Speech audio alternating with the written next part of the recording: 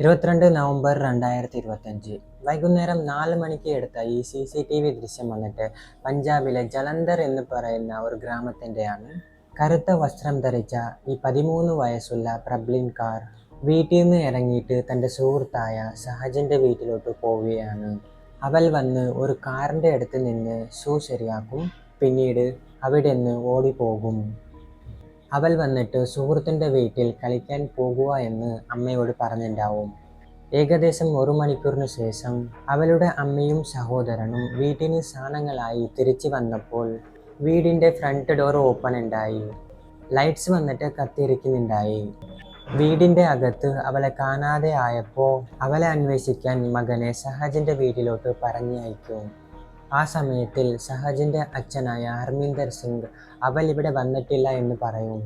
ശരിക്കും ആ സമയത്തിൽ വന്നിട്ട് സഹജ് അമ്മയോടൊപ്പം ലുധിയാനയിലേക്ക് പോയിണ്ടാവും. അടുത്ത വീട്ടിൽ താമസിച്ചുണ്ടായ ജനങ്ങളൊക്കെ വിഷയം അറിഞ്ഞാലും അവരാരും പ്രബ്ലിൻ കൗറിനെ കണ്ടില്ലായിരുന്നു. എല്ലാവർക്കും സ്വാഗതം. എൻ്റെ പേര് പ്രകാശ് എന്നാണ്. നിങ്ങളിപ്പോൾ കണ്ടുകൊണ്ടിരിക്കുന്നത് വന്നിട്ട് പ്രബ്ലിൻ കൗർ മർഡർ കേസാണ്.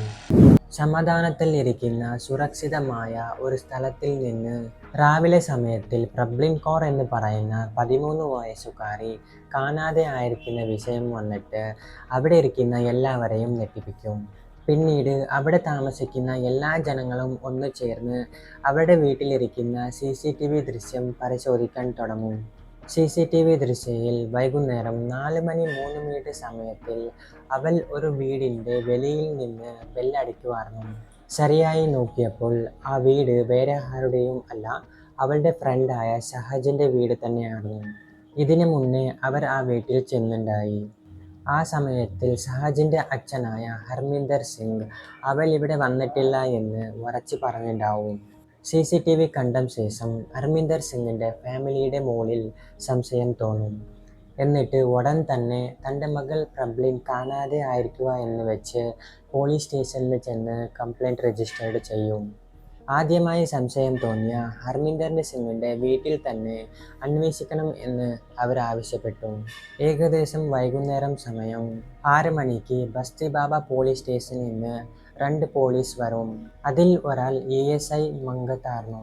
പോലീസ് വന്നിട്ട് അവരുടെ ഡ്യൂട്ടി നല്ലോണം ചെയ്യാത്തത് ഞങ്ങൾക്ക് ഇവിടെ കാണാൻ പറ്റും. അന്വേഷണം എന്ന് പറഞ്ഞ് പോലീസ് അടുത്ത് താമസിക്കുന്ന ജനങ്ങളിനൊക്കെ അന്വേഷിച്ചു എന്ന് പറഞ്ഞ് കാണാതെയായ പെൺകുട്ടിയുടെ അമ്മ മാധ്യമത്തോട് പറയും. അതിൻ്റെ കൂടെ ഹർമീന്ദർ സിംഗിൻ്റെ വീട് പരിശോധിക്കണം എന്ന് പറഞ്ഞ് 2 പോലീസ് ഹർമീന്ദർ സിംഗിൻ്റെ വീട്ടിലുണ്ടായ കട്ടിലിൽ ഇരുന്ന് ചായ കുടിക്കും. പ്രബ്ലിനുടെ അമ്മ വന്നിട്ട് വീട് പരിശോധിക്കണം എന്ന് പറഞ്ഞപ്പോൾ പോലീസ് വീട്ടിൽ നിന്ന് ഇറങ്ങും. അവിടെ അടുത്ത മുറിയിൽ ഉണ്ടായ അലമാരിയെ തുറന്നു നോക്കും. എന്നിട്ട് പറയും, നിൻ്റെ മകൾ ഇവിടെ ഇല്ല എന്ന്. ഇവിടെ വന്നിട്ട് പോലീസ് എന്തുവാ ഉദ്ദേശിച്ചിരിക്കുന്നത്, അവരുടെ മനസ്സിൽ എന്തുവാ ഇരിക്കുന്നത് എന്ന് കണ്ടിട്ട് അവിടെ ഇരിക്കുന്ന എല്ലാ ജനങ്ങളും ആശ്ചര്യപ്പെട്ടു. ആ സമയത്തിൽ 2 പെൺമക്കളൊപ്പം ലുധിയാനയിലേക്ക് പോയ ഹർമീന്ദർ സിംഗുടെ വൈഫോട് സംസാരിക്കും. ആ സമയത്തിൽ അവർ തൻ്റെ ഭർത്താവിനെ കുറിച്ച് നല്ലതേ സംസാരിക്കും. അവർ ഇങ്ങനെ ചെയ്യത്തില്ല എന്ന് കൂടി പറയും. ഇതുവരെ ആയി പ്രബ്ലിനെ കാണാതെയായി 4 മണിക്കൂർ കഴിഞ്ഞിരുന്നു. നിരാശരായ പെൺകുട്ടിയുടെ വീട്ടുകാരും അവിടുത്തെ ജനങ്ങളും ഒന്നുകൂടി CCTV പരിശോധിക്കും. അതിൽ 4:04 പ്രബ്ലിൻ കൗർ സുഹൃത്തായ സഹജിനെ കാണാൻ ഹർമീന്ദർ സിംഗിൻ്റെ വീട്ടിലോട്ട് പോയിരിക്കുക എന്ന് അവർ ഉറപ്പുവരുത്തി. പക്ഷേ ആ പെണ്ണ് വീട്ടിൻ്റെ അകത്ത് ചെന്ന ശേഷം തിരിച്ച് വെളിയിൽ വന്നിട്ടില്ല എന്ന് അവിടെ ഇരിക്കുന്ന എല്ലാവർക്കും മനസ്സിലായി. ഇവിടെ പ്രബ്ലിൻ്റെ അമ്മ വന്നിട്ട് അവളിനെ കുറിച്ച് അന്വേഷണം ചെയ്ത് ഹർമീന്ദർ സിംഗിൻ്റെ വീട്ടിലോട്ട് ഒരുപാട് വട്ടം പോയിണ്ടായി. പക്ഷേ ഒരു വട്ടം കൂടി അയാൾക്ക് പ്രബ്ലിൻ്റെ അമ്മ ആ സമയത്തിൽ അനുഭവിച്ചുകൊണ്ടിരിക്കുന്ന സങ്കടം, കഷ്ടം ഒന്നും മനസ്സിലായില്ല. പകരമായി ഹർമീന്ദർ അവളോട് മോശമായി പെരുമാറാൻ തുടങ്ങും. ആ പെൺകുട്ടി വന്നിട്ട് ഹർമീന്ദറിൻ്റെ വീട്ടിൽ തന്നെ ഉണ്ട് എന്ന് ആ CCTV തന്നെ സാക്ഷിയാണ്. അതുകൊണ്ട് രാത്രി ഏകദേശം 10 മണി സമയത്തിൽ പെൺകുട്ടിയുടെ കുടുംബം പിന്നെ അവിടെ ഉണ്ടായ ജനങ്ങളൊക്കെ കോപത്തോടെ ഹർമീന്ദറിൻ്റെ വീട്ടിലോട്ട് കയറും. 2ഉം 3ഉം റൂം ഇരിക്കുന്ന ഒരു ഒറ്റനില വീടായിരുന്നു അത്. എന്നാൽ ഒരു റൂമിലും പ്രബ്ലിനെ കണ്ടെത്താനാവാത്തപ്പോൾ എല്ലാവരുടെയും സംശയം പൂട്ടിയിരുന്ന കുളിമുറിയിലായിരുന്നു. അവരെല്ലാവരും കൂടി ആ പൂട്ടിനെ തകർക്കും. അതിൻ്റെ ശേഷം അവരെല്ലാവരും ഒരു സമയം വരെ നെട്ടിപ്പോവും. ആ പെൺകുട്ടി കുളിമുറിയിൽ നിർജീവമായി കിടന്നിരുന്നു. അവളുടെ മുഖം ചുവന്നിരുന്നു. അവളുടെ വായിൽ ഒരു തുണിയുണ്ടായി. ഈ ദൃശ്യം വന്നിട്ട് കേൾക്കാനും വിവരിക്കാനും വളരെ വേദന ഉണ്ടാക്കുന്നതാണെങ്കിലും ആ നിമിഷം അവിടെ ഉണ്ടായ നേരിൽ ആ ദൃശ്യം കണ്ട അവർക്ക് അത് എത്ര വലിയ കോപം സങ്കടം ഉണ്ടായിരിക്കും എന്ന് ഒരിക്കൽ ആലോചിച്ചാൽ അതിൻ്റെ തീവ്രത വന്നിട്ട് ഞങ്ങൾക്ക് മനസ്സിലാവും. അവിടെ ഉണ്ടായ ജനങ്ങൾ ഹർമിന്ദർ സിംഗിനെ അവൻ്റെ വീട്ടിൽ നിന്ന് വളച്ച് പുറത്തിടും. എന്നിട്ട് അവൻ്റെ മുകളിൽ മർദ്ദിക്കാൻ തുടങ്ങും. ജനങ്ങളൊക്കെ അവനെ അവിടെ അടിച്ച് കൊല്ലുന്ന മാത്രമല്ല അവൻ്റെ മുകളിൽ തീ കൊളുത്താനും ശ്രമിച്ചു. എന്നാൽ പോലീസ് മുറിവ് കൊണ്ട ഹർമിന്ദർ സിംഗിനെ അവരുടെ അടുത്തുനിന്ന് രക്ഷപ്പെടുത്തും. എന്നിട്ട് സിവിൽ ഹോസ്പിറ്റലിൽ ചികിത്സക്കായി കൊണ്ടുപോകും. 2025 നവംബർ 24 ഹോസ്പിറ്റലിൽ നിന്ന് വെളിയിൽ ഇറങ്ങിയ ഹർമിന്ദർ സിംഗ് പോലീസിൻ്റെ മുന്നിൽ വന്നിട്ട് താൻ ചെയ്ത ക്രൂരമായ കൃത്യത്തിന് അവൻ സമ്മതിക്കും. അതിൻ്റെ ശേഷം വന്നിട്ട് അവൻ ചെയ്തിരിക്കുന്ന കുറ്റത്തിന് അവൻക്ക് തൂക്കിലേറ്റണം എന്ന് വെച്ച് അവിടെ ഇരിക്കുന്ന എല്ലാവരും ആവശ്യപ്പെടും. അപ്പോൾ ആരാണ് ഈ ഹർമിന്ദർ സിംഗ് എന്ന് നോക്കാം. ഏകദേശം 50 വയസ്സ് പ്രായമുള്ള ഹർമിന്ദർ സിംഗ് ജലന്ധറിൽ ഹാപ്പി എന്ന് കൂടി അറിയുന്നുണ്ടായി. ജലന്ധറിൽ ഉള്ള MGM സ്കൂളിൽ വന്നിട്ട് സ്കൂൾ ഡ്രൈവറായിട്ട് വർക്ക് ചെയ്തുണ്ടായി. ഇവർക്ക് വന്നിട്ട് 2 പെൺകുട്ടികളുണ്ടായി. ആദ്യത്തെ പെണ്ണിന് ഏകദേശം 24 വയസ്സും രണ്ടാമത്തെ പെണ്ണിന് ഏകദേശം 14-15 വയസ്സ് പ്രായമായിരുന്നു. പ്രബ്ലിൻ കൗർ എല്ലാ ദിവസം എൻ്റെ മകളോടൊപ്പം കളിക്കാൻ വരുന്നുണ്ടായി എന്ന് വെച്ച് ഹർമിന്ദർ കുട്ട സമ്മതിക്കുന്ന സമയത്തിൽ പറയും. സംഭവം നടന്ന സമയത്തിൽ രണ്ടാമത്തെ മകളും അമ്മയോടൊപ്പം ആദ്യത്തെ മകളെ കാണാൻ വേണ്ടി ലുധിയാനയിലേക്ക് പോയിണ്ടാവും. പ്രബ്ലിൻ കൗർ എൻ്റെ മകളോടൊപ്പം കളിക്കാൻ അവിടെ വന്നപ്പോൾ ഞാൻ ഗേറ്റ് തുറന്ന് അവളെ വീട്ടിലോട്ട് വിളിച്ചു. സഹജ് വന്നിട്ട് വീട്ടിൽ ഇല്ലാമെന്ന് ഞാൻ അവളോട് പറഞ്ഞില്ല. വീട്ടിൽ ഞാൻ ഒറ്റയ്ക്കായിരുന്നു. ആ സമയത്തിൽ എൻ്റെ ഉദ്ദേശം മാറാൻ തുടങ്ങി. അതിൻ്റെ ശേഷം വന്നിട്ട് ഞാൻ അവളെ ബെഡ്റൂമിലോട്ട് വിളിച്ചും അവൾ വീണ്ടും സഹജിനെ കുറിച്ച് ചോദിച്ചു. ഞാൻ അവസരം മുതലെടുത്ത് അവളെ ബലമായി പിടിച്ചും എന്ന് അവൻ കുട്ട സമ്മതിക്കുന്ന സമയത്തിൽ പോലീസിൻ്റെ മുന്നിൽ വന്നിട്ട് പറയും. ആ സമയത്തിൽ എൻ്റെ ഉദ്ദേശം മാറി. അപ്പോൾ സഹായത്തിനായി അവൾ ഒച്ച വെക്കാൻ ശ്രമിച്ചപ്പോൾ അവിടെ ഇരിക്കുന്ന തുണിയെടുത്ത് ഞാൻ അവളുടെ വായിൽ വെച്ചു എന്നു അവൻ പറയും. എന്തൊക്കെ ആയാലും അവൾ വീട്ടിൽ നിന്ന് പുറത്തു പോകാൻ പാടില്ല എന്ന് അവൻ വിചാരിച്ചു. അതിനാൽ ഞാൻ അവളുടെ കഴുത്ത് മുറുക്കം പിടിച്ചു. എവിടെ വരെ എന്ന് വെച്ചാൽ അവളുടെ ശ്വാസം നിൽക്കുന്നവരെ ആയിരുന്നു എന്ന് അവൻ പറയും. അതിൻ്റെ ശേഷം അവളുടെ മൃതദേഹം വന്നിട്ട് ഞാൻ ബെഡ്റൂമിൽ നിന്ന് കുളിമുറിയിലോട്ട് മാറ്റും. ആ രാത്രി പെൺകുട്ടി അവളുടെ വീട്ടിൽ തിരിച്ചു എത്തിയില്ലെങ്കിൽ അവരുടെ കുടുംബം അവളെ അന്വേഷിച്ച് ഇങ്ങോട്ട് വരും എന്ന് അവനക്ക് അറിയാമായിരുന്നു. അതുപോലെ തന്നെ സംഭവിച്ചു. അങ്ങനെ വൈകുന്നേരം സമയം കുടുംബം അറിഞ്ഞപ്പോൾ ഞാൻ അവരോട് കള്ളം പറഞ്ഞ് ഇതിൽ നിന്ന് ഒഴിവാവാൻ നോക്കി.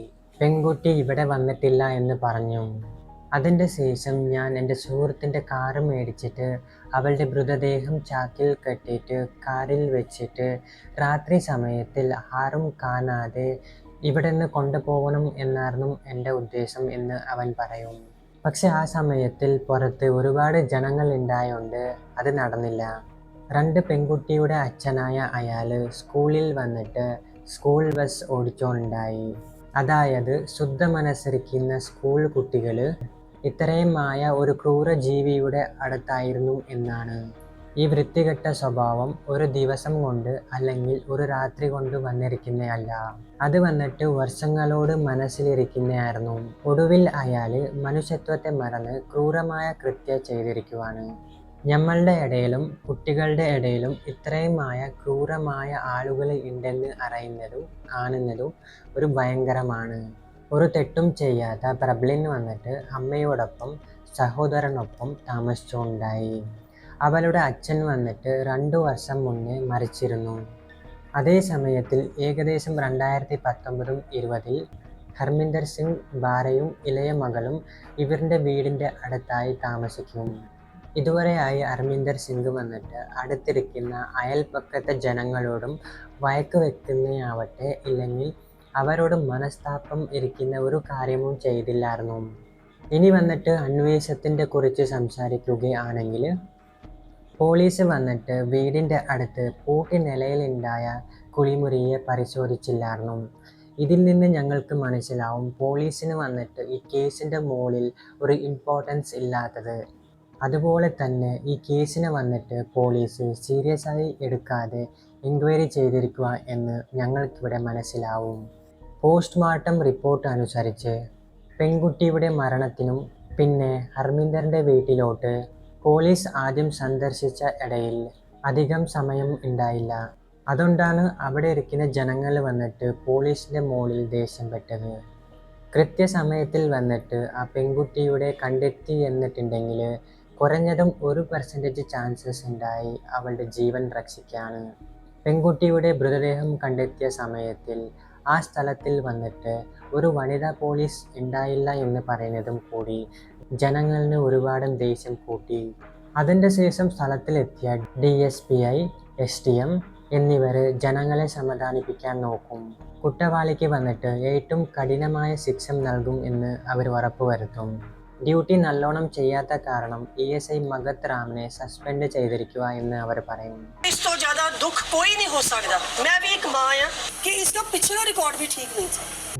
പോസ്റ്റ്മോർട്ടം റിപ്പോർട്ടിൽ വന്നിട്ട് മരണകാരണം ശ്വാസം മുട്ടിച്ച് കൊന്നിരിക്കുക എന്ന് കണ്ടെത്തി. നിലവിൽ നവംബർ 25 കോടതി ഹർമിന്ദർ സിംഗിനെ 9 ദിവസത്തെ പോലീസ് കസ്റ്റഡിയിൽ വിട്ടിരിക്കുകയാണ്. പക്ഷേ പ്രബ്ലിന് വന്നിട്ട് നീതി ലഭിക്കുമോ എന്ന് കാണണം. ഇതിന് വന്നിട്ട് സമയം ഉത്തരം നൽകും. കുറച്ച് ദിവസം മുന്നേ മലയ ഗ്രാമത്തിൽ വന്നിട്ട് ഇതുപോലെ ഇരിക്കുന്ന ഒരു ഇൻസിഡൻറ്റ് നടന്നിരിക്കുകയാണ്. അതിനെ ഞാൻ വീഡിയോ ചെയ്ത് അപ്ലോഡ് ചെയ്തിരിക്കുകയാണ്. ഈ വീഡിയോയും ആ വീഡിയോയുടെ ഇടയിൽ റിപ്പോർട്ട് ചെയ്തതും റിപ്പോർട്ട് ചെയ്യപ്പെടാത്ത എത്ര കേസുകളും നടന്നിട്ടുണ്ടാവും. ഞങ്ങളുടെ നീതി വ്യവസ്ഥ വന്നിട്ട് വളരെ വീക്ക് ആയതുകൊണ്ട് കുറ്റവാളികൾക്ക് അതിൻ്റെ മുകളിൽ ഭയമില്ല.